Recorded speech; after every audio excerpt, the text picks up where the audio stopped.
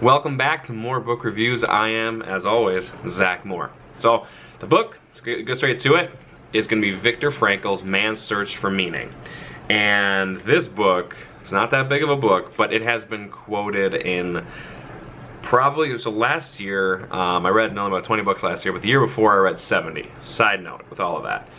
And I would venture to guess that probably 10, 15 of those books for the last couple of years had quoted things that were in this book. So it's been on my to-read list for quite a while. So I was very excited to read it, and just to kind of give you a breakdown of what it's all about. So Viktor Frankl, he is, or was rather, a logotherapist. Logotherapy is actually something that he created.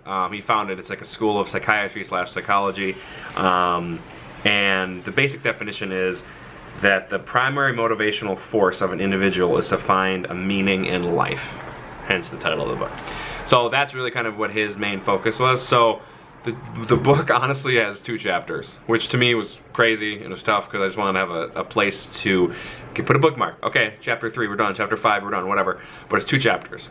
First chapter was his experiences as a Holocaust survivor. He was in 4 different camps, concentration camps, one of them being Auschwitz.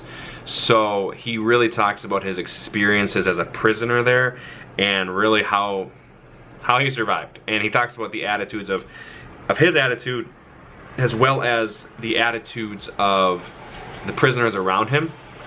And a couple of his quotes that really fascinated me, one of them was about humor.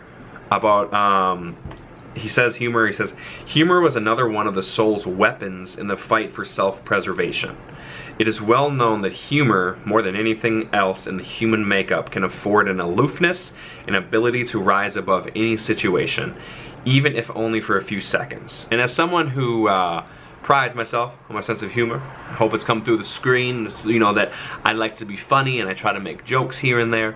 And so when he talked about that, it really hit me. I'm like, okay, that's so true. Like, how often in our lives has a situation just been pretty sucky? There's no other way to say it, just it's been a bad situation. And someone makes a joke or you think of something funny that it almost brings you to a temporary paradise throughout the pain that you're dealing with, if only, like he says, for a few seconds. So that was something he pointed out that I said that was a really good point. And he really talks about how we view the future and how we view, like, when is all lost? You know, now granted, compared to the Holocaust, the things that we go through, for the most part, are pretty trivial. But when we're going through really difficult times in our lives, whether it's someone that has cancer, whether it's you that has cancer, whether it's you know, a miscarriage, whether it's, you know, XYZ or the other thing, he says another thing when he was there. He says the prisoner who had lost faith in the future, specifically his future, was doomed. And that was huge. It's like how he was saying, and he talked about this a lot in the book, that it was the ones that just gave up. They just kind of literally, figuratively, everything, curled up and died.